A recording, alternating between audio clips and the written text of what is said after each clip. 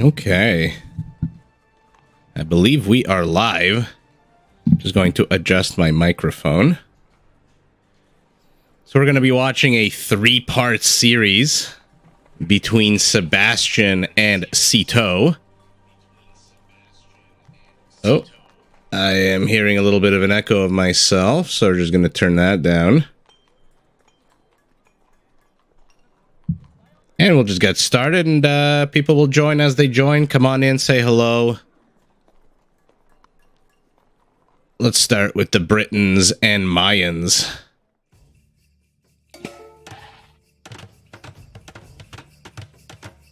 Okay, let's make sure we're...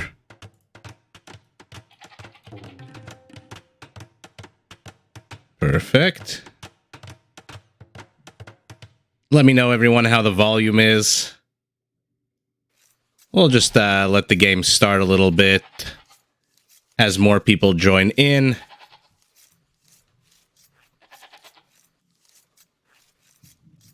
Let me know if the volume is good, if the picture is clear. It should be at 1080, 60 frames a second.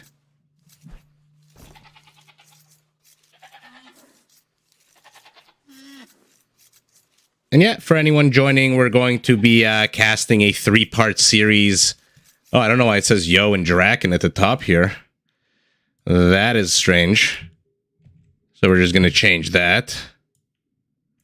Put Sitaux up top here. Beautiful.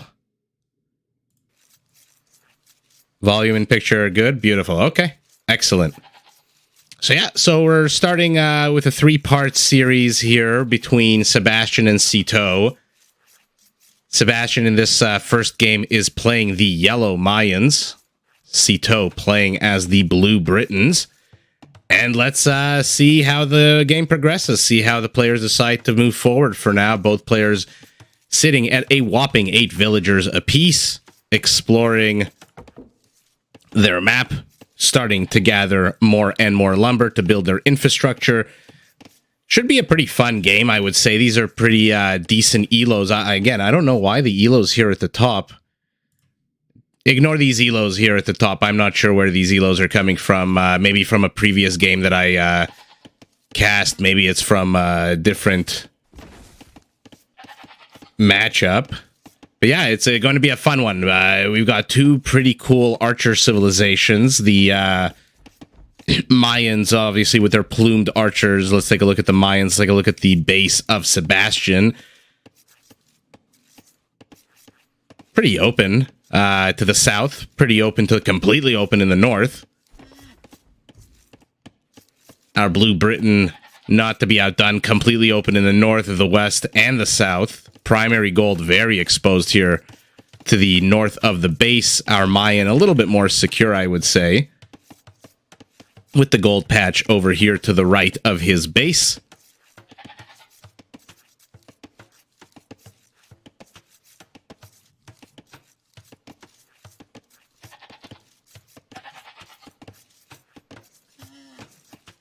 Okay. Both players hitting 13 villagers, continuing to try to wall off their bases. Our Briton players, I guess he'll do a funnel type of wall off. Not too sure he'll be able to wall this entire area off.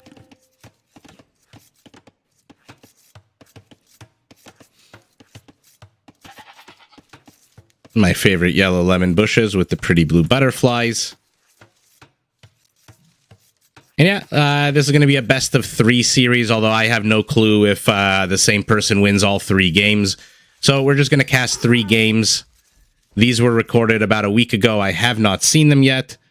And so overall, no clue what's going to happen. For now, our Mayan player, let's see what he's actually seen, has located his opponent. Our Briton, just now going to discover where the Yellow Mayans are located. Let's see if he takes any kind of arrow fire here from this town center. Looks like he took a little bit. Yeah, not too terrible. 15 HP down on the scout.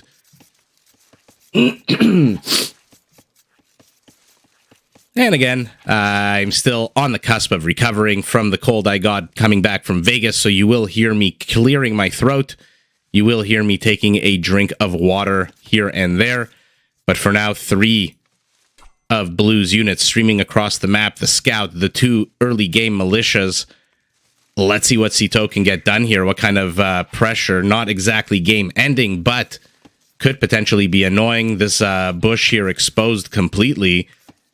Sebastian doing a good job of distracting the distraction force here. These militia are not able to engage at all. Okay, now they're going to go for this lumber yard here. Yeah. Okay, but does get shoot away. These are incredibly weak feudal units. They attack on a 4, the Scout on a 3 at the moment, but both players finally heading up to feudal age. Advantage about 15 seconds, though, for our yellow Mayan. And yeah, let's take a look at the infrastructure, see what both players... Any barracks for our yellow? No. So our Mayan is just looking to shore up his civilian population here. I believe I did see a barracks, yeah, already for our blue Britain, though. So, will be interesting to see. I hope we get to see a nice, fun archer war here between the cheaper Mayan foot archers and the longer range Britain foot archers. Always fun to see. Okay, finally does plop down a barracks. Good location here. Basically traps in these 2 militias who have gotten literally jack shit done so far in the game. Hi, Noah. I'm glad you could join us. You're working on... apologies to your employer that you're in and out of this live stream, but yeah, I'm glad you could join. For now, both players hitting feudal for now. Both players getting the exact same upgrades, getting their lumberjack upgrades. These militia, though, have accomplished nothing. He's not even able to distract his opponent, who just pulls off 1 villager. I would say a pretty good defense here by Sebastian, despite the fact that he is sitting on almost no military count, with the exception of this 1 eagle who keeps poking and prodding away at this scout. So Sitaux has to be careful. He doesn't want to lose the scout. Not that the scout's going to get anything done, but... Working from home? Oh, yeah. That's the best and the worst feeling is to work from home. It's so convenient and fun, but so many distractions. Believe me, I speak from experience. We finally got our first archer out for our Mayan player, who is now housed for a split second at 30, and now with the archer out, should be able to shoo away this entire force of Sitaux. And let's see what Sitaux's building behind this. 2 archery ranges, not a big surprise. He's playing Britons. What has he got in here? 3 archers, 2 more on their way. And yeah, I'm not too sure how long these games are. There are 3 of them. And so we're going to watch all 3. I've hidden the timestamp, so I don't have any idea if these games last 20 minutes or if they last 5 hours. I believe there's server maintenance in about an hour and a half, which is why I didn't want to stream any games that are live in case the server cuts out on us. But these are 3 games that these 2 players played about a week ago. And so I've been waiting for it to feel a little better, for my voice to return, for my, my brain to come back to, I'm not going to say full strength. If you ask my wife, my brain is almost never at full strength, but waiting for it to at least come back to some kind of sense of strength here. And now Sitaux completely shoot away, but let's see what he can get done with these 5 Briton archers. Not too sure this is the right move here for Sebastian. You don't want to wall yourself in against ranged units. They'll be able to pick you off just like they picked off this poor Eagle Scout, whose remains now litter the Arabian sands. Yellow dots streaming across the map. Okay, for now, our Britain doing a pretty good job of shooing away any kind of counter-aggression, but the presence of the skirmishers might change that. These are the counters. Don't let him get the high ground, though. Okay, kill count pretty equal. 3-2, nothing too crazy at the moment. And let's take a look at our bases while the players kind of circle each other with these weak ranged units. Our Britain player putting down a stable. Okay, not a terrible idea when you're playing a Mesoamerican Civ. Cavalry always fun to use. Super fast, super tanky. Our Mayan player has walled off the entire southern portion of his base, taking his gold. Both players sitting on almost identical villager count, and now our Mayan has to disengage. I mean, this is not a force to reckon with in any sense of the word. 2 skirmishers will get literally nothing done.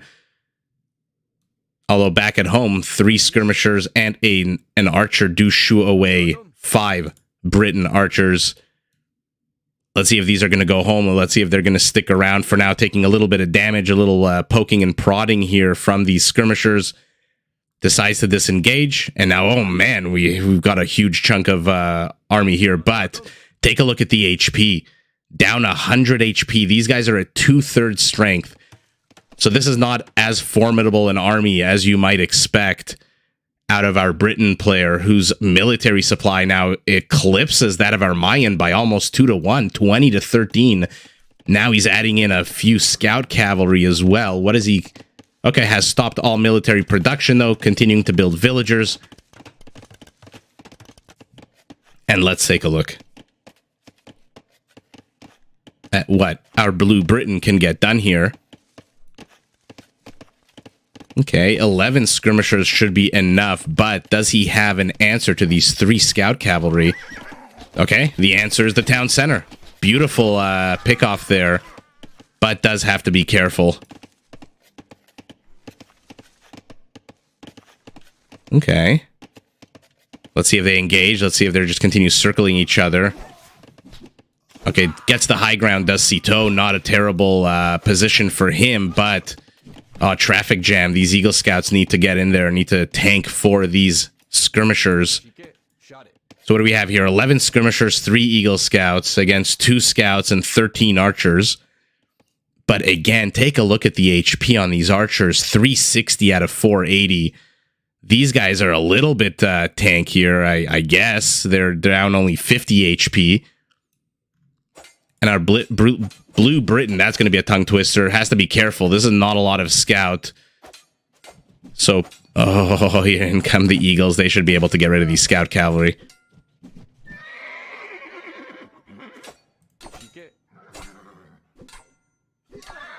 Oh, and that's it. All melee units from our Blue Britain are now dead. A lion pays the price. Our Sitaux is taking no risks whatsoever. These camels, these pacifist camels, do not pose a threat to him, but the lions do. So he decides to kill them, runs home. He'll be in castle in about a minute, getting cavalry upgrades, but he's being pursued hotly by these skirmishers. I'm assuming once they hit castle, these are going to become crossbows, and these are going to become elite skirmishers. That being said, anytime I try to guess, anytime I try to say something is going to be a certain way, the players, of course, immediately do the opposite. Okay, another barracks going down. Our Yellow Mayan, I don't mind this secondary wall off here with the market, the 2 barracks, a few houses. Remember, Mayans do get 50% off house walls, so can replace those palisades quite easily. And now we've gotten our first player up to castle. Yeah, immediately upgrades these. Oh my, this is a lot of archer units. 23 archers, a 24th hiding, and now revealed himself in 19 seconds. These are going to be very well upgraded crossbows. And what is our Yellow Mayan doing? He's plopping down a second town center and getting the Eagle Warrior. I love the Eagle Warrior upgrade. It's super cheap. Eagle Warriors themselves not incredibly strong. Their final version, their final form, the Elite, obviously is the strongest, most powerful one. And now let's see. He's going to discover the secondary wall off. He's going to know he can't come in here. And yes, there we go. Mayans and their walls. Does see the flags on the barracks. Has to be careful. You don't want 10 Eagle Warriors to pop out of here. More and more flags. Okay, 11 Eagle Warriors going up to 15. I'm starting to get worried here a little bit for blue. I mean, this is a good chunk of ranged units here. 24 Crossbows 25 and a knight. Okay, never mind. I said I was a little bit worried for him because all of a sudden, 19 eagle warriors are going to pop out with +1/+1 upgrades. That being said, if he can position himself in a certain way, take a look at our base for our Britain, though. This is pretty cute. Who did we see do this? I think it was Mr. Yo when I cast the 2-on-2 Mr. Yo and Vivi against the Viper and Hera. Mr. Yo kept building these little enclaves for himself, proving disastrous for him. But for now, our Yellow Mayan out on the map now, finally, with his Eagle Warriors, reveals them, shoos away the Knight, shoos away the Archer units. But how is he going to respond to 25 crossbows in the back of his base? Shelling away at the farms, making sure that this town center is rendered inoperable. Plus, there's a town center here. I mean, he has not seen it yet. Oh, what a lucky break for Yellow that Blue has not seen, but he should see them now. Yeah, okay. This is now a lucky break has turned unlucky, but he's moving forward with a shit ton of Eagle Warriors. 15 of them now pushing forward. Let's see what he can get done.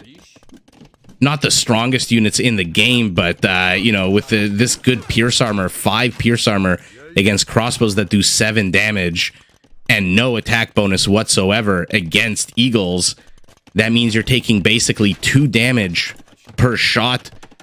So for an Eagle Warrior with 55 HP, you basically need 28 crossbows to one-shot an Eagle Warrior. Now he's trying to bust in here, taking on a few Knights. Not too sure this is the wisest move here for Yellow. But does manage to get in. The question is into where. There's a lot of traffic here, a lot of structures. Sitaux not getting much done with these guys. 12 kills is not that great for 25 crossbows. Although, let's see, now he's going to jeopardize this gold. I mean, remember, these are Britain crossbows, so they're sitting at 8 range right now. His Eagles continuing to be annoying across the map, but Sebastian has stopped all Eagle production, it looks like. He's sitting on 25. Or rather, not stop production, but stop the aggression from his Eagle Warriors. I think he wants to get rid of these crossbows, and no surprise as to why. I mean, he's not safe. He can't mine. He can't lumberjack at all with the presence of these crossbows. All aggression by our Yellow Mine has ceased. A second town center finally being put up for our Blue Britain. Okay, let's take a look. Let's see what happens here. Beautiful splits. Okay. You know, the Mayan monk isn't exactly the most important unit at the moment. The problem is, okay, tries to Viper Gate him, does not succeed. But has to be careful, Yellow Mayan. Sitaux is going to go into this corner, and then the area of attack is going to be much smaller. Yeah, our Mayan took a terrible engage here. 25 crossbows, stays at 22. But he took a lot of damage on these Eagle Warriors, plus a bunch of them went down. Okay, finally a siege workshop here. And now a couple of Knights trying to come in. Yeah, leave your monks at home. Leave your monks in a defensive position. You don't really need them against crossbows, especially ones that I think, outrange your monks. Or do they outrange them? 8 to, what is it, 9? Yeah, okay, just about outranges the crossbows, does the one monk. But now 16 Eagle Warriors, 2 of which are basically dead. Oh no, why did you make a Scorpion? I am not a fan of Scorpions in this stage of the game. Mangonels, obviously, my preferred siege. Welcome, Simon. Oh god, loses the Scorpion. I don't know. Okay, but here we go. We got ourselves a yellow and blue sandwich here. Sebastian, beautiful movement from his units. Yeah, and now the crossbows are going to die. Fantastic pickup here by our Yellow Mayan, who gets 23 kills with this band of brothers, of Eagle Brothers. But the follow-up here is going to be a little bit more dangerous than a crossbow. We're talking about Knights with +1/+1 upgrades. A third town center going up for our Blue Britain, who is now circling, seeing what kind of damage he can get done here. Okay. shooing away the Eagles, but here we go. Quantity over quality, I guess. Army supply 33 to 17 in favor of our yellow. Yeah, total bloodbath on those crossbows. But the question is, can Sebastian follow this up with some kind of game-ending move? He's splitting up his Eagles. Not a big fan of this. Why would you split up your army here? Did not know about the town center until he started taking a bunch of archer fire from it. He's got to put these forces together. This is not a yeah, you can't split up, have 6 Eagles here, 6 Eagles there. The monks will do a good job zoning out these knights. Does manage to get one convert on a full health knight. The question is, Sebastian, I think, is on a clock right now, because take a look at the villager count. 50 villagers to 68. And as much as he's doing damage here, killing the army of Sitaux, that's exactly what he needs to do, because there's no longevity in this army with only 50 villagers when your opponent has 30% more villagers than you. But he's managed to bust his way in. But Sitaux with the quick secondary wall off of houses here should be fine. The question is, what is he building? Okay, he's building men-at-arms, he's getting infantry upgrades, so he's going to contest these Eagle Warriors with the slower infantry of his own. A bunch of barracks going down. Sebastian sees these barracks. He knows what's going on. He knows, like I said, there's a clock on him with these Eagles. But so far, he's doing a pretty damn good job. I mean, more and more yellow dots streaming across the map. Monks being thrown into the mix. Oh, our Britain player can't afford to throw away these units one at a time. Why is he rallying them one at a time? Not great. Take a look at the freaking military count. 40 to 6. Take a look at the mini-map. This blue base is completely surrounded by yellow dots. They are just streaming in everywhere. Eagles being incredibly annoying. But now we're getting long swordsmen, so maybe, just maybe, our blue Britain can hold on a little bit longer. What do we got here? A siege workshop being plopped down for our yellow Mayan, who is now coming in to decimate the wood line to the north. And I said there was a timer on Sebastian's army, and he's so far done amazingly well. Basically has evened out the villager count, but now we've got how many barracks for our Britain? 5 barracks. The problem for Sitaux is he's got no food. 17 villagers on food is way not enough. These Eagles are keeping... Look at the idle villager count. 21 idle villagers for our blue Britain. And sure, this town center is going to shell away at these Eagles. Sure, it's going to kill a few of them here and there, but they're going to be replenished very quickly. Plus, with the monks, he's now teething his long swordsman. Brilliant game here out of Sebastian. Brilliant game. I think Sitaux needed to go maybe a few more heavy melee units as opposed to heavy crossbows. That bloodbath to the north of Sebastian's base just completely ruined it for our blue Britain, who is now completely on the back leg. Although, has he stabilized? I don't want to call it stabilized, because we've got 29 Eagle Warriors on the way. They're in the northeast, they're in the northwest, they're in the west. Oh, we've got one feudal age archer being incredibly annoying, unupgraded. Okay, but look, our blue Britain has managed to amass himself a nice little army here. 16 military supply inside his base. These Eagles do get shooed away with a town center full of 13 villagers. Let's see what he can get done here, but... Did Sebastian wait a little bit too long? I mean, his army supply is still basically double. And now we've got a big engage here. Let's see what happens. A bunch of converts going down.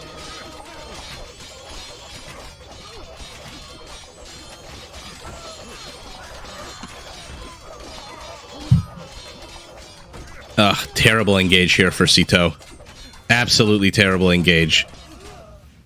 And now he's going to lose a whole shit ton of villagers trying to attack these rams. but does get the Rams. Okay, he's idling his villagers. I think we're going to see a GG pretty soon. Okay. Yeah. When you see an opponent... Well, I mean, when you see a player with 2,600 elo just idling villagers at the end, you kind of guess what's about to happen. I think Sitaux would have done well maybe to go a bit more into melee units, but for now, Eagle Warriors in the back of his base, Eagle Warriors in the front of his base, and any army that he put forward with these monks. I mean, who was it that raised the fact that of the Mesoamerican civs, the Mayans have, I think, the weakest monks, but they're strong enough. Let's take a look at the stats here. 111 Eagle Warriors, 48 crossbows. I think when he took that terrible engage here, the slaughter, I think blue overstayed his welcome in the back of yellow's base. Would have done well to have respected his opponent's eagle play a little bit more. 209 APM, amazing. 132 kills for our blue. Britain does only get 12 villager kills, though. Yeah, those crossbows that he had in the back of yellow's base were not good enough. And Sebastian takes the first game. Let's keep going here. Okay, game number 2. Let's start watching. So in this one, Sebastian playing the red Slavs, Sitaux, the blue Bulgarians. Okay, and finally there, I don't know what those elos were at the top there, but I don't think they were accurate at the time. And now we've got game number 2. Actually, let me make this the best of 3.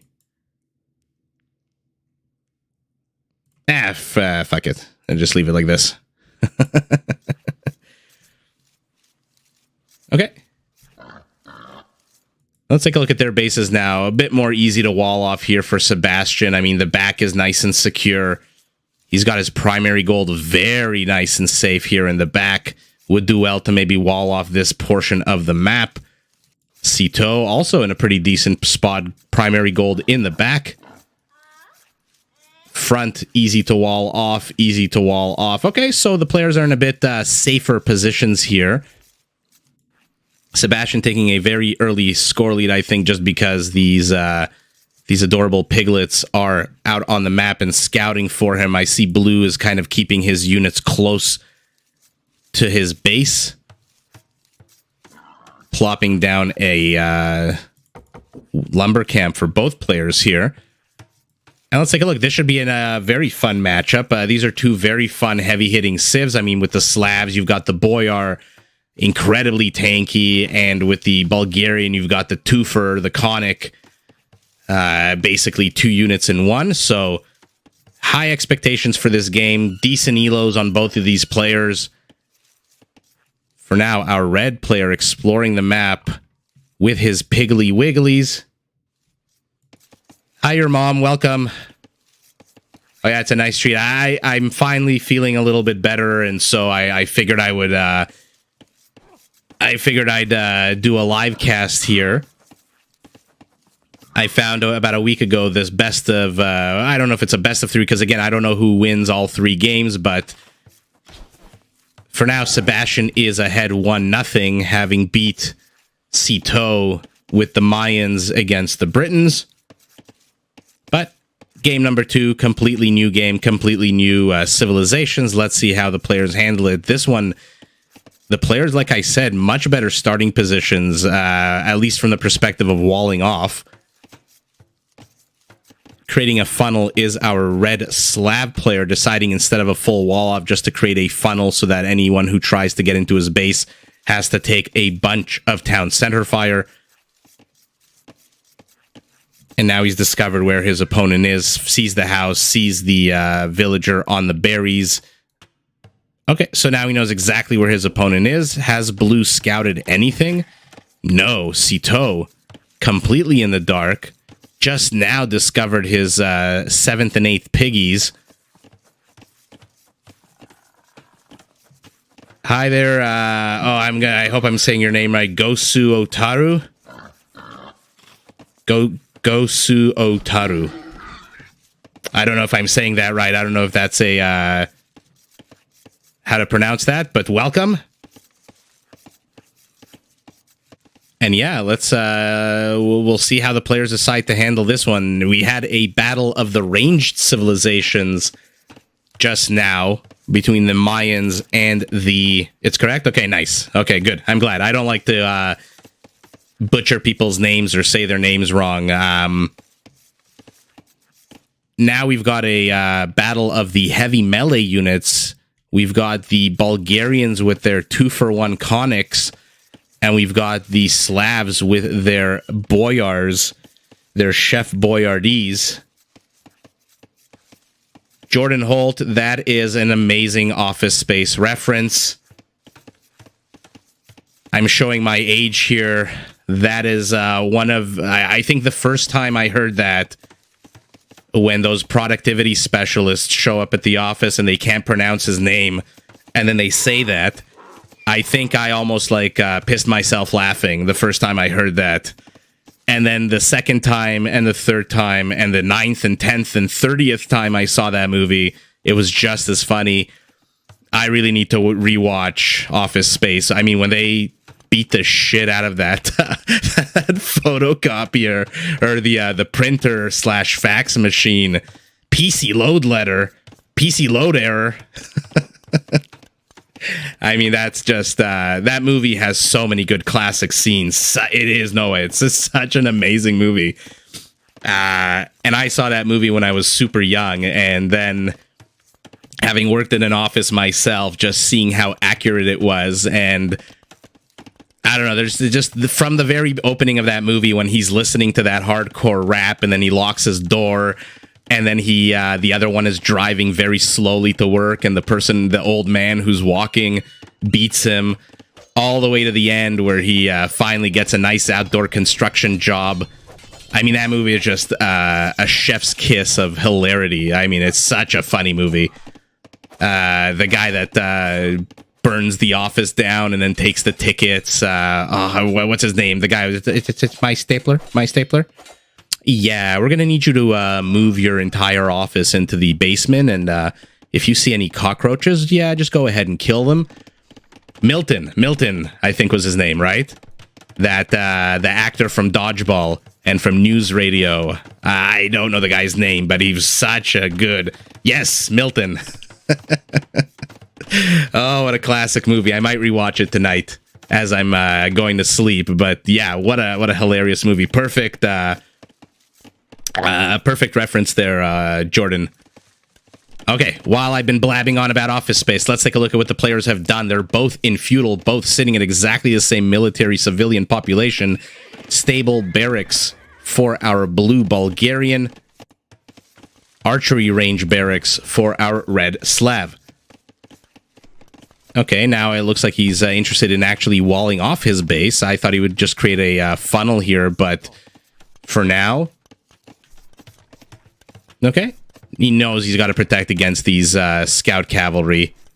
I mean, one of them looks like he's on death's door. He's sitting on only 4 HP, 2 HP, and now he's dead. Okay. That was basically the point of that cavalry guy, to die.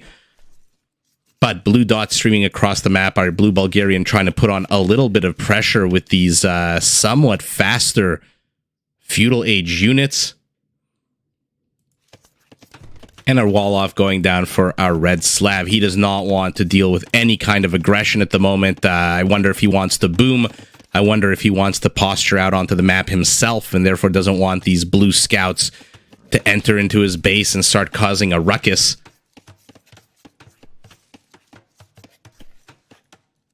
Okay. But both players disengaging. Blacksmith going down for our blue Bulgarian. Neither player really starting to accumulate any kind of resources or bank any kind of resources.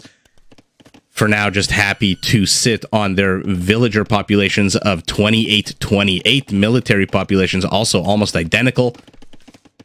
But let's see what our red Slav can get done with this tiny little weak force of 2 spearmen and 3 archers. Blue is not walled off just yet, so these guys will be able to get in. The question is, will they be able to do anything? They are immediately going to take town center fire if they venture beyond this thin blue line here. And does have to be careful not to be surrounded. I mean, 2 spearmen is enough to shoo away 2 light scout cav. But if our blue player comes in with 4 more from the south, that's going to spell trouble for this little red expeditionary force.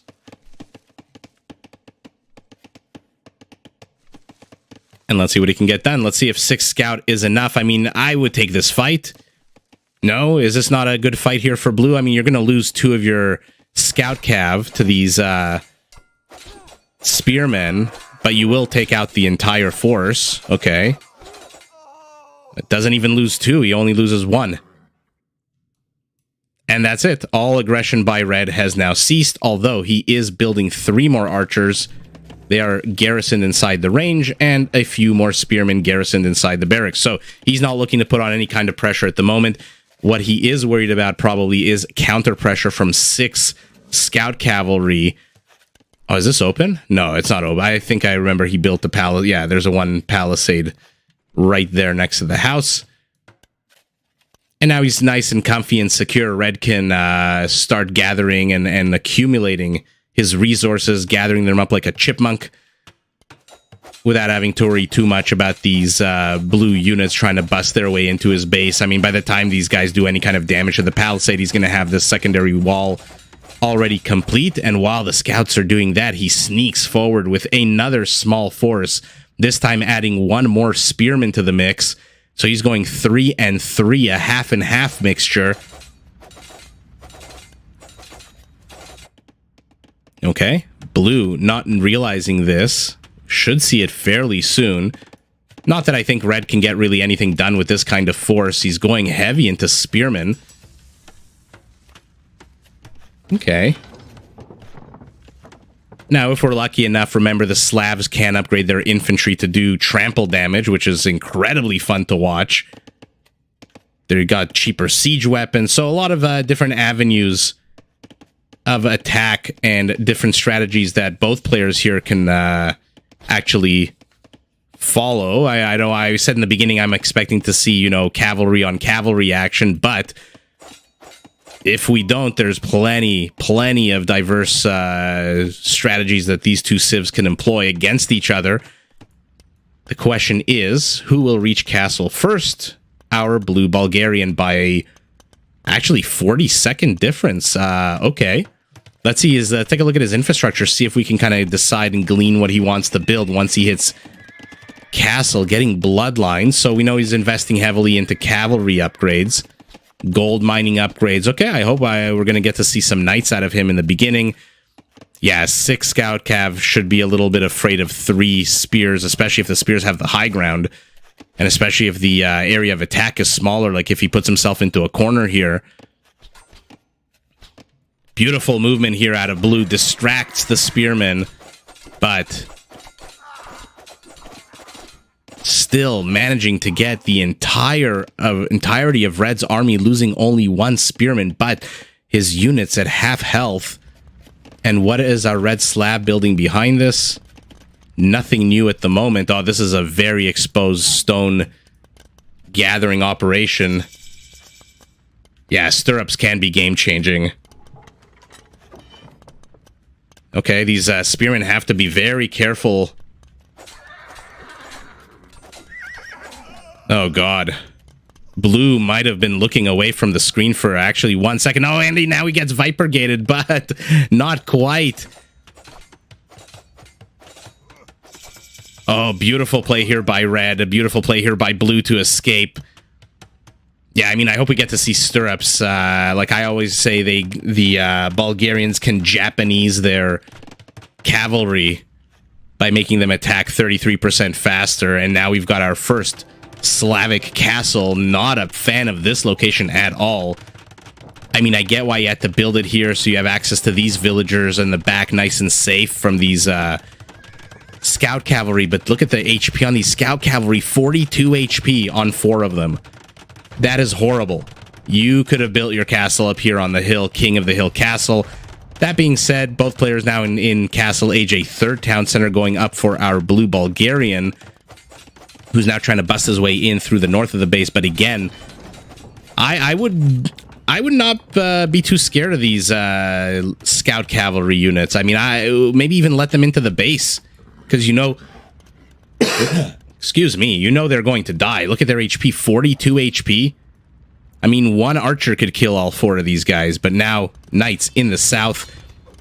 Stonewall will be able to stonewall those guys completely out of position, though. And now, okay, let's see if our Slavic player researches what is it called, detonates, and that basically takes 40% of the cost of a castle and replaces it with stone. So basically 650 becomes 450, or rather 400, 250 or so, approximately. But now we've got Boyars out on the map. God, they're such a tanky, fun-looking unit. Incredibly slow, 1.3, but take a look at this. 12 base attack, 4 base melee armor. Yeah, your mom, steal that phrase. I love talking nonsense, so if ever my nonsense is appealing to anyone, feel free to take. Okay, circling around with these knights. What's the speed difference between the knights? 1.49. I mean, look how... Yeah, the Boyars are just way too slow. And now, though, they are out on the move. They are out on the map. Let's see what they can get done. I mean, he can research husbandry, right? Make these Boyars a little bit faster. What is going on up here? We've got one scout cavalry continuing to circle in the north. One spearman, another spearman. I guess this is more of a lookout spearman on patrol here. Action firmly in the center, although monks should be able to shoo away these Boyars. But with a monk of his own, a converted Boyar can be reconverted. Military count identical, but Sebastian... Yet again, Sebastian, just like the game we just saw, he is behind on villager count. Sitaux's economic macro here, I think, superior between the two players, at least so far. Only one town center. That's basically why he's behind on villagers. We saw that last game also. And now we've got our first Bulgarian Boyar who immediately gets reconverted. And now both monks are yeah, they're dead. Yeah, don't take the battle on the low ground, though. I wonder why Sitaux is pursuing this. Are you kidding me? You're pursuing Boyars with knights? Monks putting down converts. And now gets one convert. Has to be careful not to lose the convert, though. Which is exactly what happens. But how many Boyars are there here? 13 Boyars. What is this blue dot here? What the hell is this monk doing in the bottom of the map? I guess looking for relics. We've got one relic for our Bulgarian player. What is he continuing to build? More monasteries, more barracks. Okay. But again, Sitaux, where is the other town center? He's got to get his villager count up.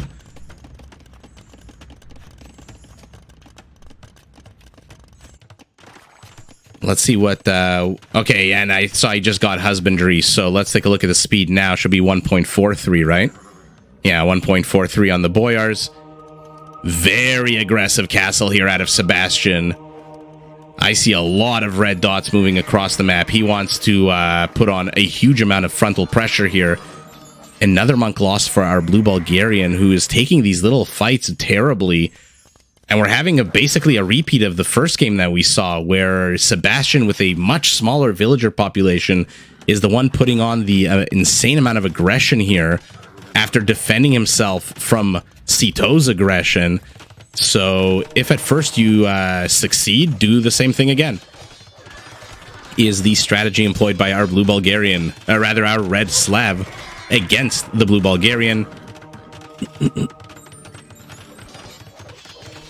And these Boyars are getting converted left, right, and center. They must be so freaking confused. 1 second, they are fighting against their former masters. Another second, they are back fighting with their former masters. Hi, good times. I'm glad you could join. We're on game number 2 between Sitaux and Sebastian. A very aggressive forward castle here by our red Slav, who finally puts down a second town center.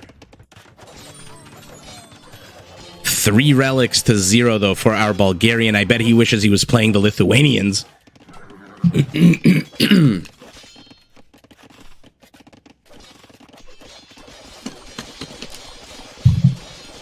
Yeah, that is a very scary castle, but now we've got our Bulgarian pikemen out.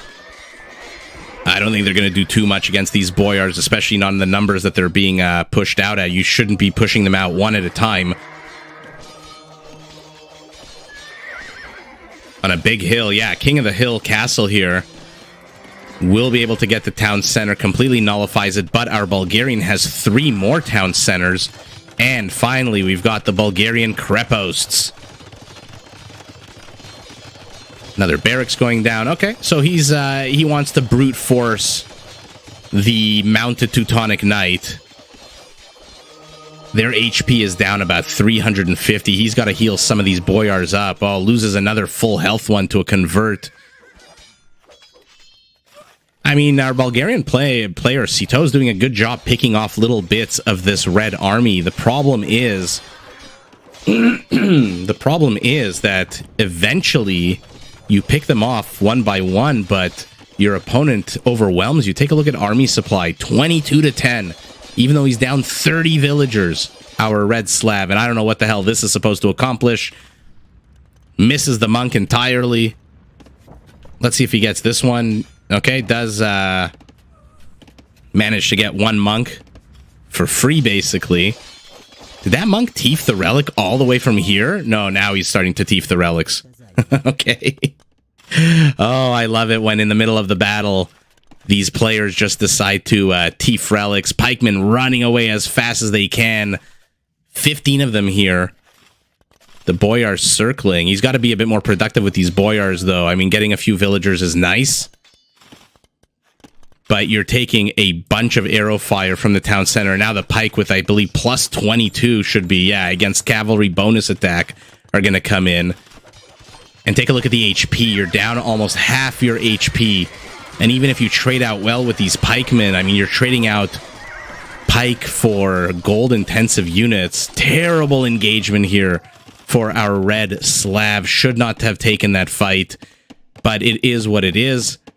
5 boyars do survive. More coming forward, but now we've got Kreposts. And these are so freaking annoying to deal with. Yes, they're not as strong as castles. They're not as tanky as castles, rather, but they are incredibly powerful positional tools, which basically now have put a palm to the face of Sebastian's aggression. Casual relic jack, yeah, I know. Well, that jacking is over now with this one Krepost here, but blue needs to. Okay, finally we're seeing conics. Okay, nice. So we've got an incredibly tanky Chef Boyardee somewhere here. I think they're in the castles. Yeah, 15. Holy shit, 15 of them against the quintessential twofer unit of the game, the Bulgarian conic. Where is he going? Notices the villager trying to be cheeky, trying to sneak around the edge. Let's see if he invests any time to attack this outpost. No, he does not. Another town center going down for Sebastian. Finally, slowly climbing up in villager count to 81. So he was down 30 villagers. Now he's only down 2.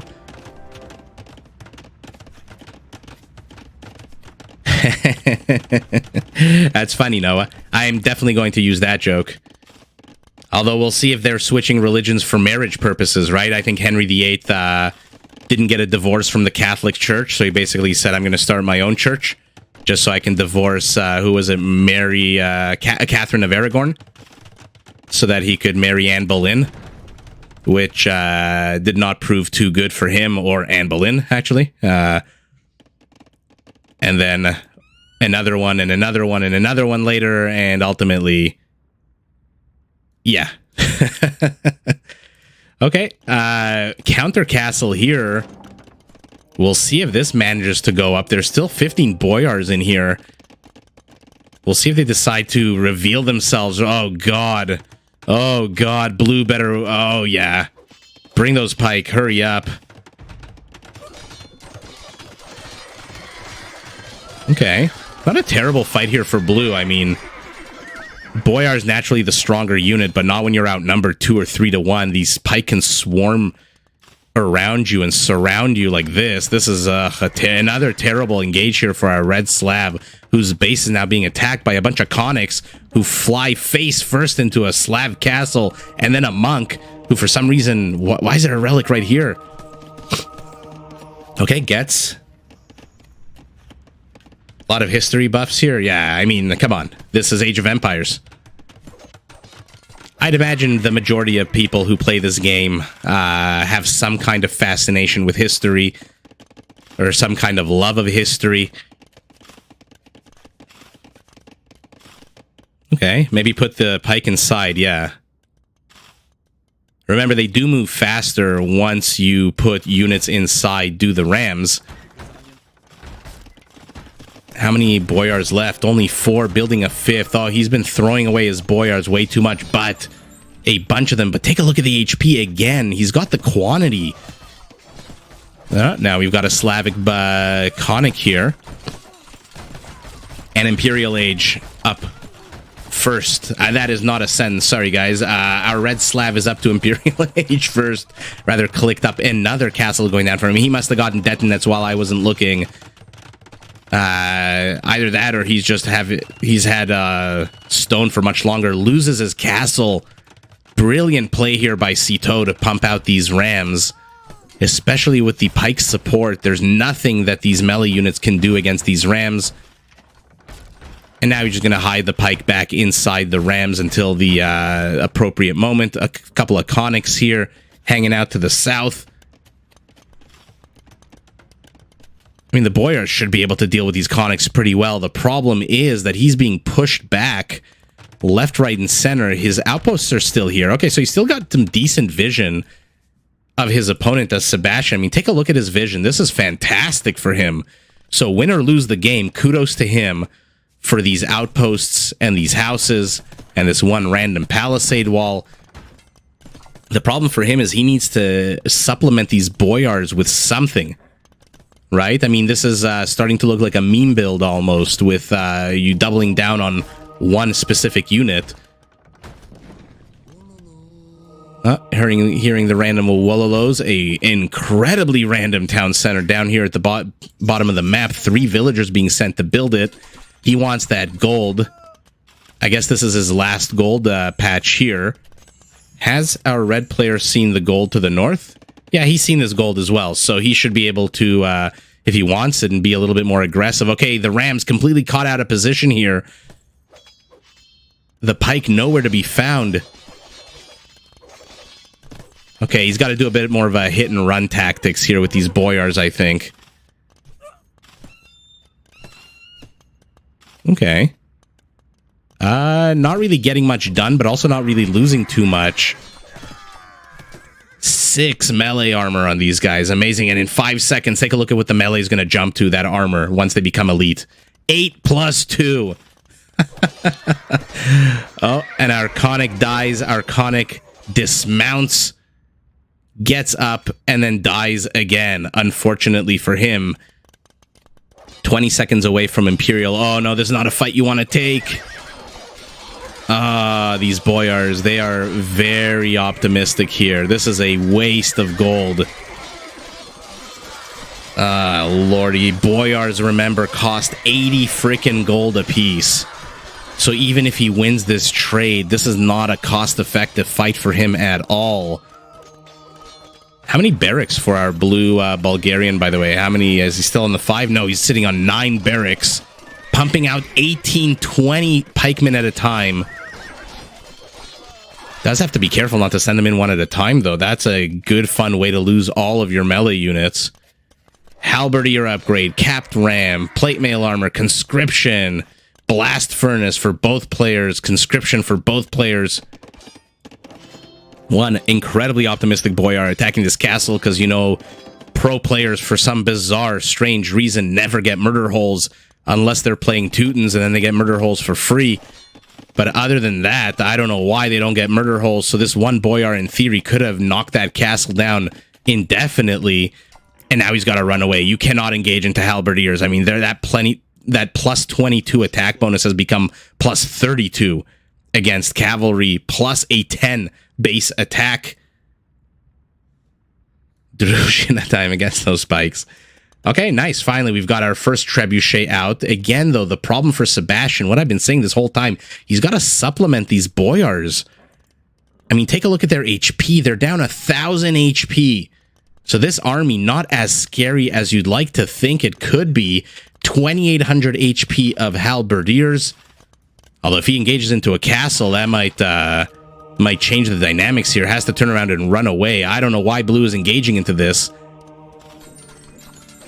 Okay, I don't know why, but okay, now we've got siege rams. They get stuck in traffic and all die. Oh, what a fun battle here. Red easily taking the battle, but again, you're trading out heavy gold units in exchange for basically a trash unit. And at the same time, 27 halberdiers in production, but two-handed swordsman coming down for our red Slavic player. And let's see, yeah. Like you were saying, your mom, if we see Druzhina now, and now we get to see trample damage on these infantry, that will be fantastic. But for now, only 2 infantry units for our red Slav. Oh, almost loses the trebuchet. Does have to be careful not to enter. These castles are incredibly close to one another. And in comes a fresh wave of halberdiers. And Sitaux can trade like this for days and days and days. I mean, his units are dirt cheap. And he is trading out against a unit that, again, each single one costs 80 gold. And now there's no more left. And now these pikemen are going. These halberdier are going to move forward, turn around, maybe get this. These trebs. 61 halberdiers for our blue Bulgarian, but does manage to get shoot away yet again. This castle. I mean, imagine if he had murder holes, right? I would say probably 10 of these halberdiers would be dead. Okay. Picking and poking and prodding away at this castle. I see blue is now have his own trebuchets out. And now our Bulgarian outnumbers our red Slav 2-1 when it comes to military. But our red Slav still has a gold mine here. Has taken the one to the north. And is now tech switching into champions. 1 minute and 10 seconds away.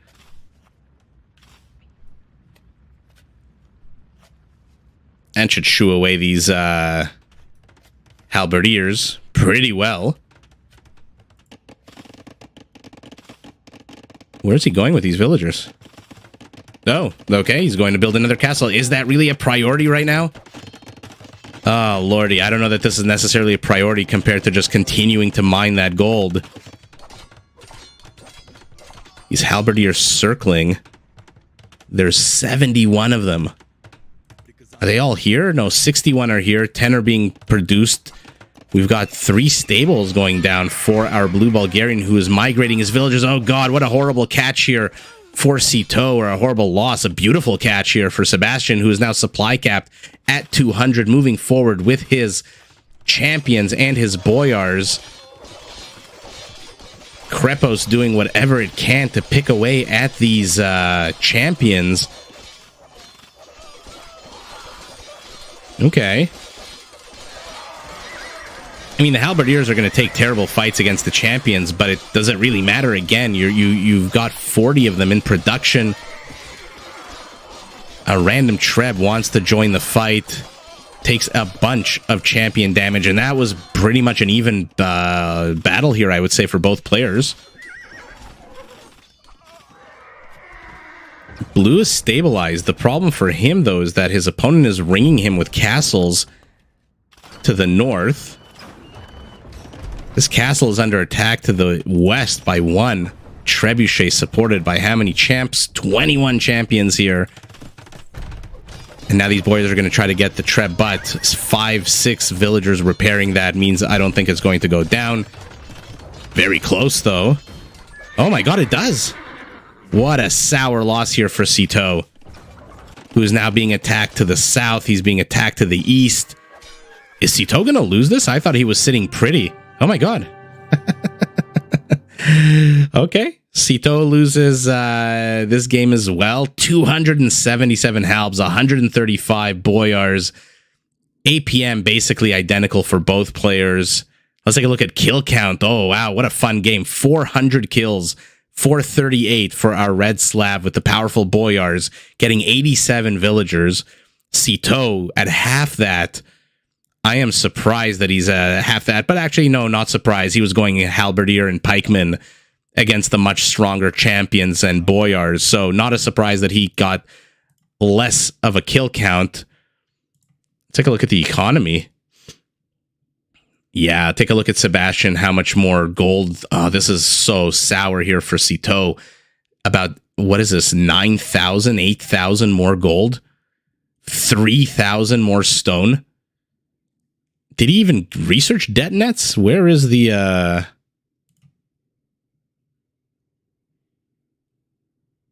You got, okay, he did get Druzhina.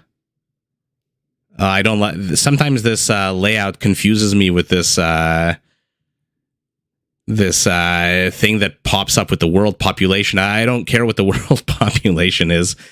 We got the elite boyars. Okay, I can't really tell. Druzhina was researched. Yeah, that was a very GG. That was a very fun game. We got to see exactly what I wanted us to see, which was boyars, conics, but ultimately Sitaux just being overwhelmed by the stronger units. I mean, not a bad strategy to overwhelm your opponent, but maybe he was a little bit too passive with these halberdiers. In any event, let's move on to game number 3. Sebastian going to be playing as the Mayans, Sitaux as the Mongols. And so now we've entered our third and final game of today's live stream. As I just said, Sebastian playing as the red Mayans, Sitaux playing as the blue Mongols. Let's take a look at the bases. Gold nice and secure here in the back for our blue Mongol. Primary stone a little bit off campus here to the side. Frontal area, not a bad bit of space here to wall off, so not too terrible for Sitaux. East is completely open. West and north completely open. Our red Mayan completely open. Oh, I don't like this position for him at all. Primary gold very much exposed in the front, although maybe a small wall off here could protect it, but a lot of flat ground for him. Where is his primary stone? A little bit off campus. This is much easier to wall off, I think. But overall, I would give the base situational advantage here to our blue Mongolian, who is now out on the map exploring with all of his various goats, herding his zebras, trying to get the elephants. I wonder why some maps have these carpets, other maps don't. Some carpets are rolled up. One of the fun things about Age of Empires, you never really know exactly what the base is going to spawn like. You know, generally where your gold and where your stone will be, but the exact specifics are never exactly where you think they are. Eagle Scout herding this one zebra for our red Mayan. Now let's take a look at the map. Let's see if what we're working with here. Medium rush distance, I would say, with a very hilly center portion of the map. Lots of different avenues for these players to attack each other. And we'll see Sebastian already won a game here against Sitaux with the Mayans. Although he was playing the Britons. I mean, I don't know what your experience is like with the watching games of Britons, but I have not seen the Britons win very many games in the last couple of months since I started this channel. And since I've started casting their games, they've won games, but it seems almost like the Britons are overpowered in a lot of ways. The question is, will the Mongols do a little bit better. I mean, they have a bit more of an advantage in the early game with their quicker hunters. Let's take a look.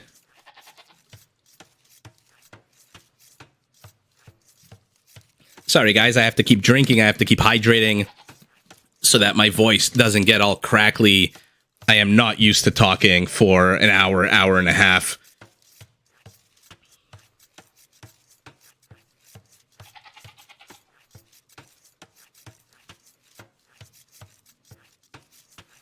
And let's take a look. We've got our lumber pile in the back for our blue I'm so used to saying the blue Bulgarian. For our blue Mongol, more of a frontal exposed wood pile for our red Mayan. Okay, walling off exactly where we thought he would. Controlling the center will be incredibly crucial, I agree. Excuse me. You know, these kinds of little avenues of attack, they're always fun because you never know where you're going to wall this off. I mean, look at this. This is a very optimistic wall off by our red Mayan. This is going to be, I mean, if he comes under attack here on these last two, how the hell is he going to defend this? By the time this villager gets her ass over there, that is going to fall. But yeah, all these little avenues, these narrow paths between these, tree lines, easy to wall off, but also very dangerous because if you don't play it right, your opponent can camp outside of them. Oh no, one lion getting gangbanged by these two militias. And now moving forward is our blue Mongol, who now takes a second lumber camp in the front position. But again, archers here are going to be very annoying if red has it in his mind to place them there. Let's take a look at their vision. Okay, so red has seen all of blue's outline of blue's base. Blue has seen the exact same thing of red. Doesn't know that red continued the wall off here, but he could probably guess, seeing, you know, the palisade here under construction. And our Mongol reaching feudal age first. Not a big surprise there. Like I said, the Mongols with their hunter bonus always have a bit of an early game advantage against their foes. And now let's see what he can get done with two militias and a scout. The answer is not too much. Kill count here identical for both, sitting at exactly 0. Oh, this is the second game we get to see my favorite lemon bush with these pretty blue butterflies. And now Sebastian also hitting feudal. Let's see what kind of army he builds to shoo away this scout cav. He's opting for a spearman, but also plopping down a archery range. What is blue building? An archery range of his own. Okay, not surprising. So we're going to hopefully see a nice, fun micro battle here between ranged units in feudal age, maybe early castle age.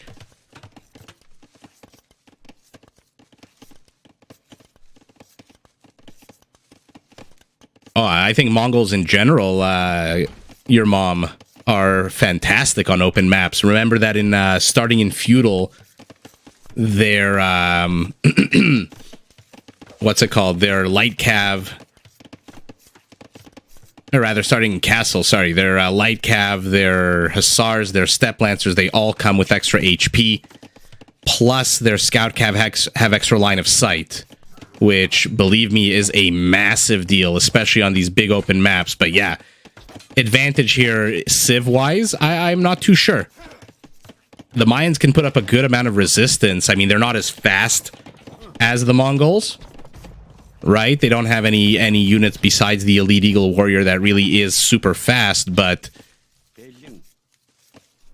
the Mongols being one of the quote-unquote steppe civilizations, so they have access to the steppe lancers, they have access to their, like you were saying, cavalry archers, which do fire faster. The Mangudai is always a pleasure to watch on these big open maps. So, like I said in the beginning, I hope we're going to see a nice macro battle here 2 villagers being pulled off the production line to complete the wall off. Not a bad idea for now, although I don't expect that. Take a look at red, this chunk of the map that he's carved out for himself, Sebastian. But again, what are you going to do if you come under attack here? I mean, the palisade is nice. You know, it'll provide a very temporary stoppage for your opponent to bust in. But by the time that you come under attack, where are the villagers going to come from to help repair or rebuild any part of this, especially when there's now ranged units on the field for blue? This is a debacle now for red. There's no way he's going to be able to defend this area, although now does bring 5 archers of his own. Oh yeah, Mangudai, until you can mass them, it does take a long time, and the Mayans, remember, do get a nice big juicy discount on their foot archers, I believe starting in feudal. So he should be able to outdo his opponent here with...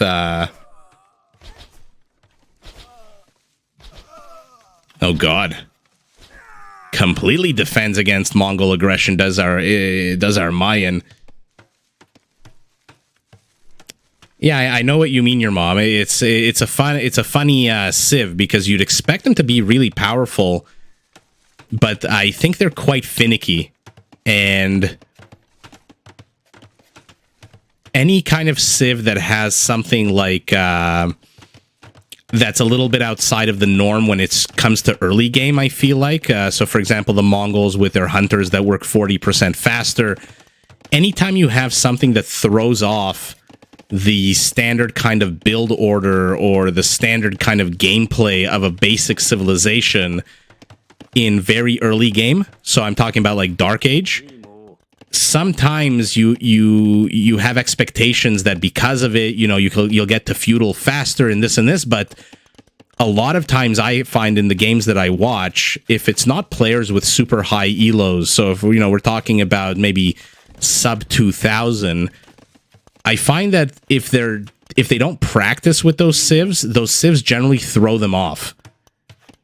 Because something that you think might be an advantage ends up working against you because you're just not used to the faster work rate of the hunters. So, you have your build order, you have your muscle memory, your expectations of how the game needs to progress to get to feudal, and then you get this civ like the Mongols, which is incredibly fast, and sometimes it just throws you off. So that's, I think, the only explanation I can think of for why, you need to play a little bit more cautious. I've seen a lot of people, for example, talk about the Cumans in the same kind of way. You expect having a second town center in feudal to help you boom and to help you, especially on a closed map like Arena or Fortress or Black Forest, where you can safely tuck yourself away.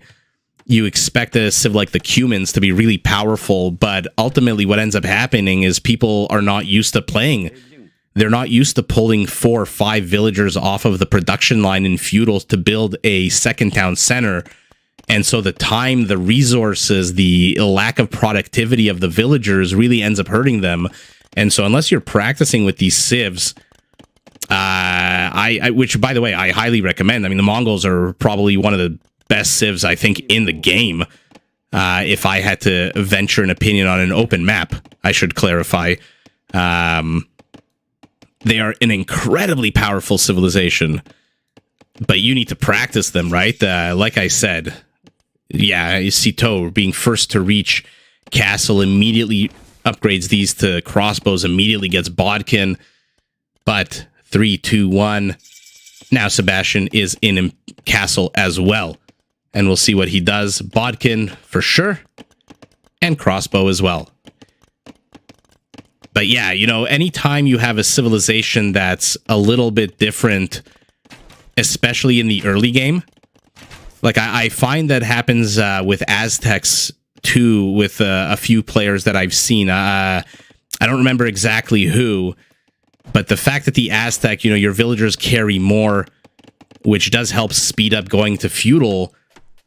A lot of people love that, but you need to practice with these kinds of civs, because if you just do a normal build order and you do and expect a normal game progression, you're going to be thrown off your game. And the second you're thrown off your game, if you're playing players with high elos, they are going to take advantage of that, and they're going to decimate you, even though you, for example, reach feudal first or you reach castle first. If you're not ready for that, you are going to get wrecked. But in any event, enough philosophizing. Ballistics going down for our Mongol player. Bosa as well. Ballistics 30 seconds away for our Mayan. So both players, like I said, I was hoping to see a nice archer macro war here between the two players. And that's exactly what we're getting to see. Crossbows taking on crossbows. Oh, a little bit of a deke movement here by Sebastian, who is now managing to take the fight handily. Sitaux losing a few too many of these crossbows, has to retreat. Does have the high ground, but numbers-wise, he's down basically 3-1. Upgrades identical for both players, at least in terms of their ranged units. And these 13 crossbows will rejoin these 6, these 2. And let's see if he decides to move across the map. Let's see if he decides to be more defensive, like the first game we were watching, where he decided to be a bit more defensive and then started pumping out Eagle Warriors. But then he was playing against the Britons. Now he is playing against the Mongols. We're getting Elite Skirmisher. We're getting Leather Archer Armor. Wheelbarrow. Okay, so our red Mayan feeling quite confident in his offensive capabilities here, keeping the fight pinned at his opponent's base that he can invest in economic upgrades. And for now, building a palisade gate is our Mayan, even though, remember, Mayan walls are 50% off. I'm always surprised when I see Mayan players that don't build a bunch of walls randomly. I mean, again, they're 50% off. They're designed, I think, to protect your ranged units. And in comes Blue with a very small force here, but at full health against a somewhat damaged 160 HP down force of red crossbows, which also, by the way, get shoot away at the front here. Yeah, Maya, 37 military count to 18. Sebastian, for the first time in the 3 games we've seen him actually keeping a pace with his opponent in terms of villager count, will be able to sandwich these Mongolian ranged units. And Sitaux finding himself in a horrible situation here, although does manage to pick off a good number of Mayan crossbows. But remember, these Mayan crossbows, now that we're in castle, are 30% off. That is a massive discount. That is a huge discount. So let's see how many more he can produce for now being shooed away by these range units. Would love to see some kind of cavalry out of our Mongolian player, who for now is continuing to expand his civilian population. Sebastian, nice. Finally getting a nice and early second town center nice and early. Couple of spotting houses here to the north to distract, to stop his opponent from sneaking up on him. A third town center going down. I love this location. Blue must have scouted this gold. Yeah, Blue has seen a lot of the map, and so he knows there's a gold pile here. And now Siege coming out. Mayan Siege is not terrible. I mean, they're missing siege engineers, which is never fun. But Mongol Siege is just... yeah, it's like next level, right? Plus, they can upgrade their siege to move faster. I think it's 50% faster. You know, back in the late 90s, when I was playing all these deathmatch games, it was always fun to play Mongols, just because, you know, if somebody thought they were funny and they were going Celts and they tried to outmuscle you with siege, you can always rely on the Mongol siege. It's incredibly powerful. The Mongols are just a very versatile civilization. Where is this scout cavalry coming from with his 1 kill? Immediately dies, doesn't even get even close. 2 kills for this Mangonel, though. Oh yeah, Mangudai have the attack bonus against siege. You're absolutely right.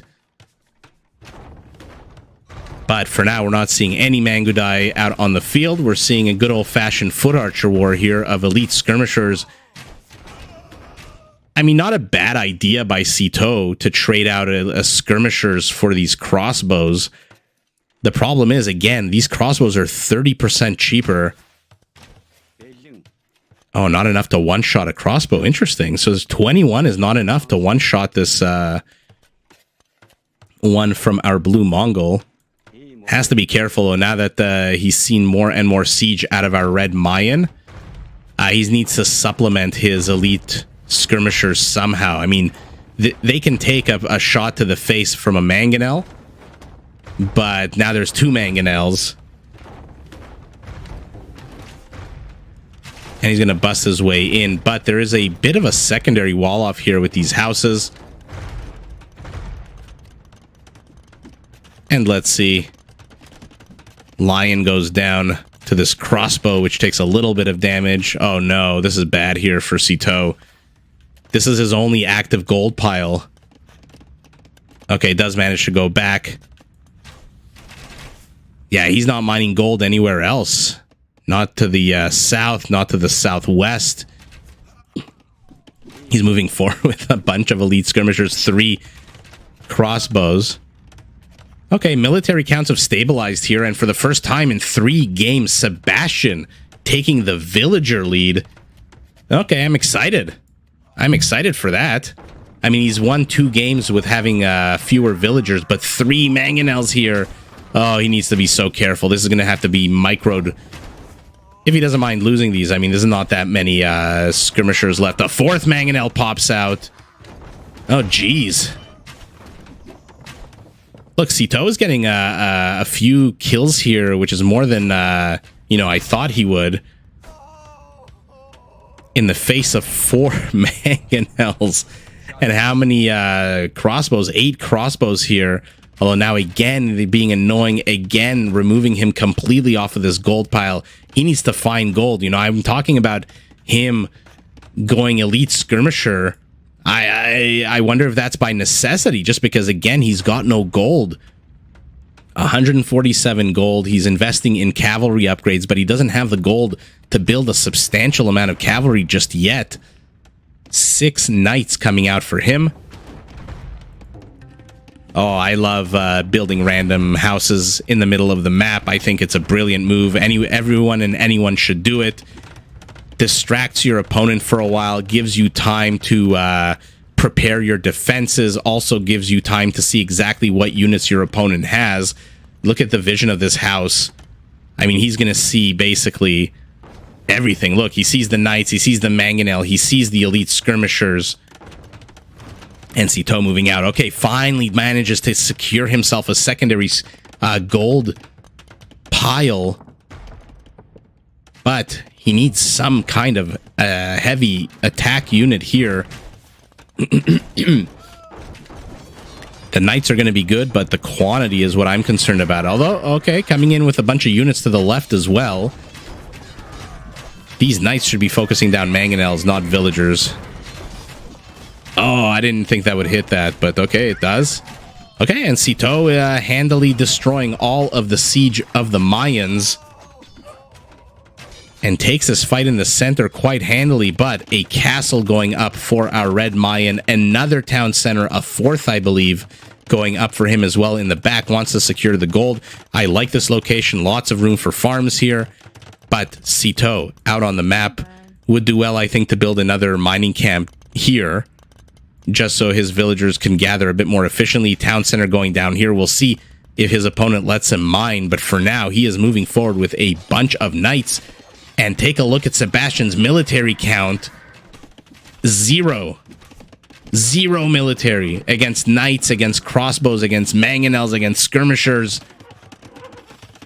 Although these knights have to be careful. They are not super tanky right now. So a fully garrisoned town center will be able to kill them quite easily. I mean, take a look at the damage. Oh, this is such unnecessary damage, unnecessary losses here for Sitaux, who's now moving forward. Might need a bit more siege, in my opinion. But red hitting Imperial first. Let's see what he decides to do.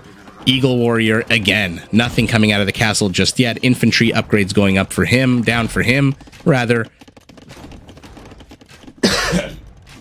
Sitaux nowhere close to going up to Imp. basically 900 food, 700 gold away. Although would do well to start pumping the gas.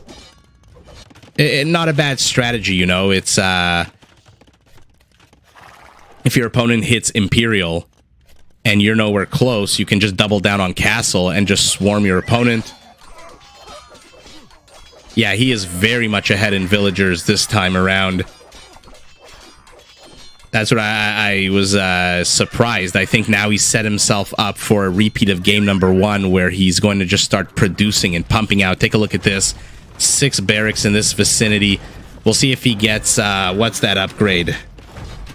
El Dorado, which will make his Eagles have 100 HP once they're elite.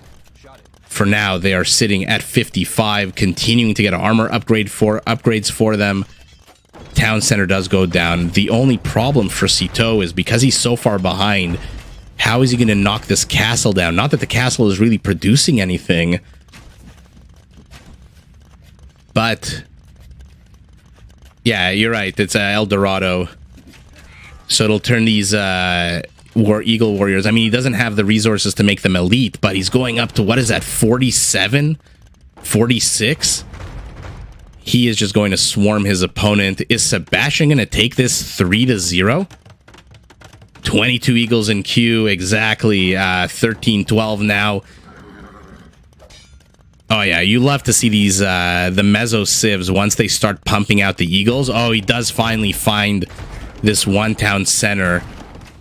I mean, for now, these Eagles aren't anything special, right? They attack on an 8, melee armor of 3, so these Knights are going to have a field day with them. The only problem is, in 18 seconds, these are going to be elite. Oh, God. Yeah, I'm starting to get scared here for Sitaux again. This might be a runaway 3-0 series if he's not careful. He is finally starting to gather the gold, but immediately spends it on what? I'm not too sure. Step Lancers. And now we've got Elite Eagle Warriors attacking on a 10. Still, though, no El Dorado. Blast Furnace, or Iron Casting, still 30 seconds away.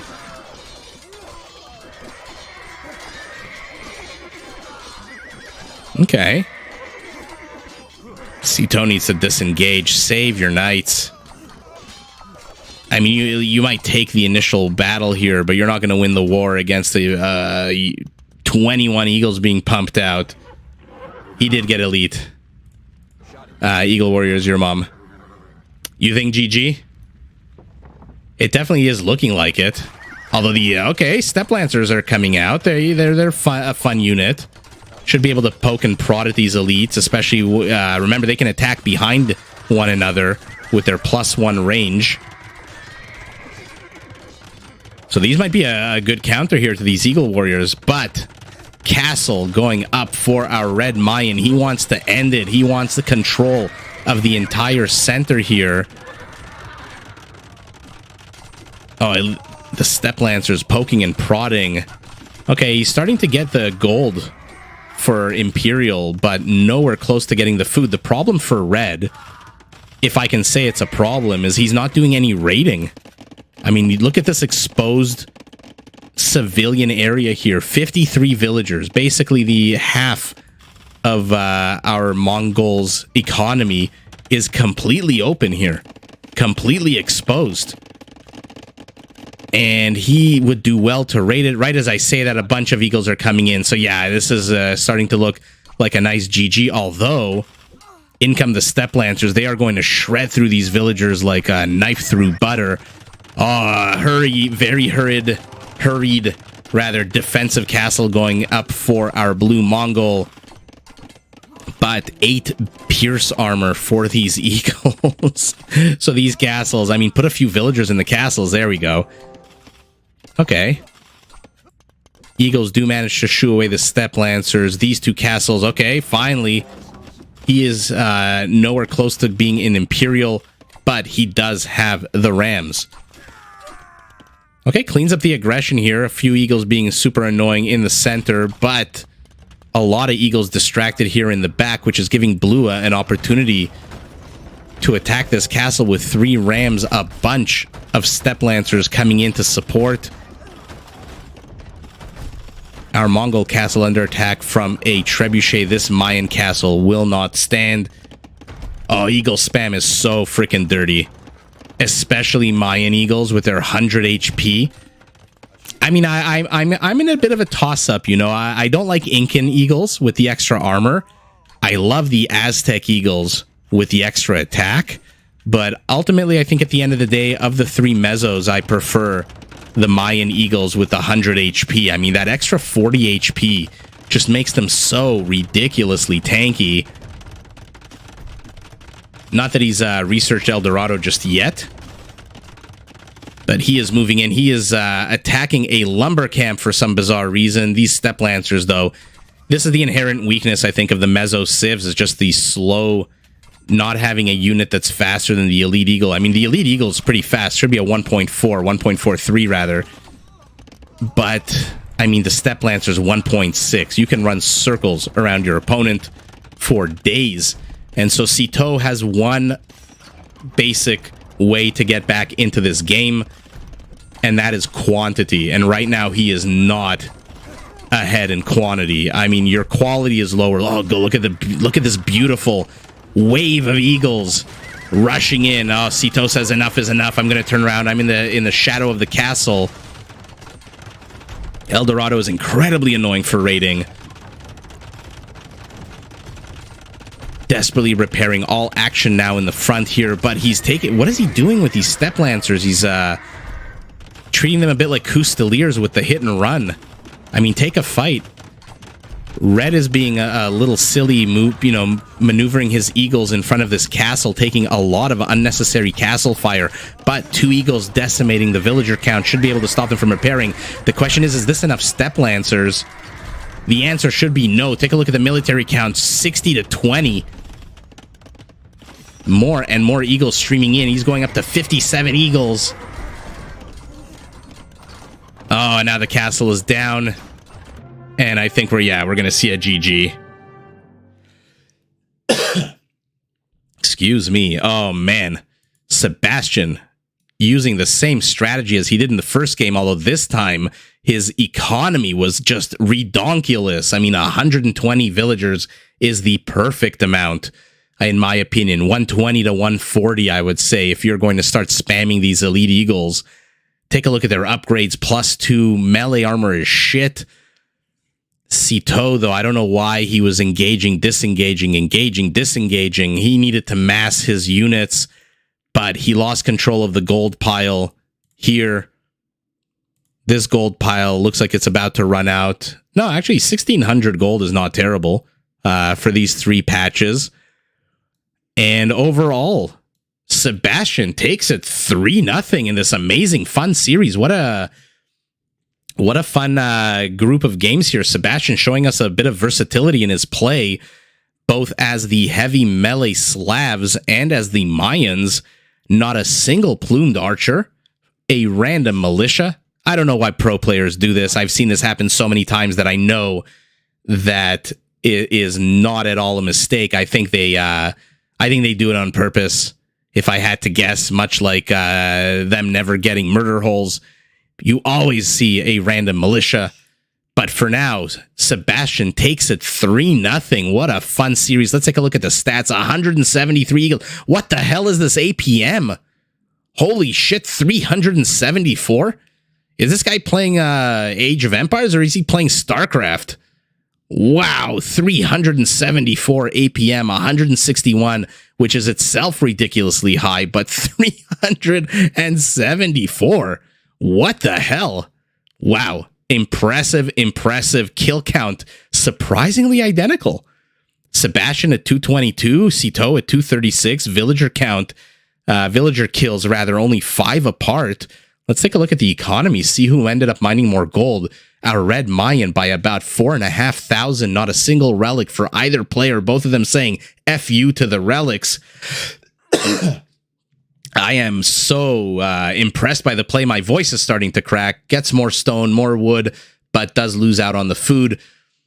51, 52 to 57, not terrible. Yeah, it does seem like he's snorted a little something here before he played this third and last game. I mean, this was at the 25-minute mark of the game, so it was, early Castle Age?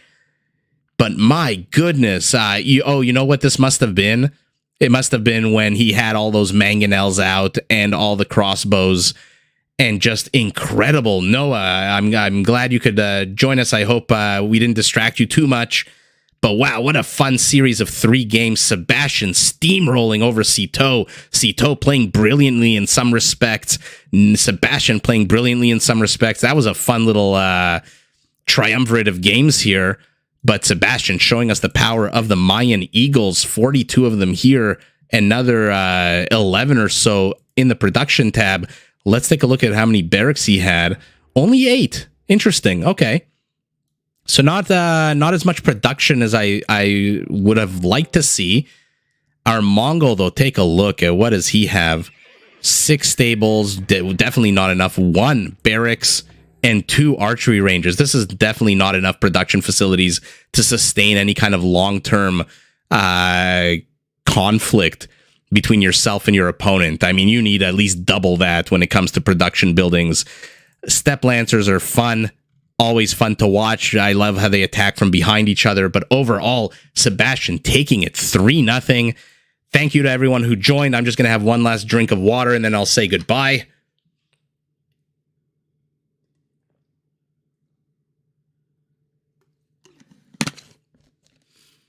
And that was a lot of fun. Yeah, thanks everyone for joining. For those of you, I know it was the afternoon, and in any event, apologies to your employers if you were distracted for a little bit, and I'll catch everyone. I'm planning on doing a lot more of these, not only at this time of day, but also later tonight or later during the night. So if you do manage to catch them, feel free, come by, say hello, let your friends know. If your friends are into Age of Empires, that there's going to be a lot more live streams, a lot more fun series of games. I'm also going to start doing live casts where I just randomly pick games from online. For example, I think like this, the spectator dashboard here. Oh, wow. Right now, no one's playing. Oh, right, because it's server maintenance. That's why no one is playing. But usually there's about 10 games happening at once, so we'll pick some random ones. I'll let you guys decide which games you want to see. There's always fun Civ matchups and fun player matchups, anywhere from 1900 Elo all the way up to Hera and the Viper playing. So lots of fun to be had moving forward. Thanks everyone for joining. I appreciate all the kind words. It was a very fun cast. And yeah, thanks, Noah. I am feeling much better. And yeah, I'll see everyone in the next one. Have a nice day, good morning, good afternoon, good evening, wherever it is you are. And I'll catch everyone soon.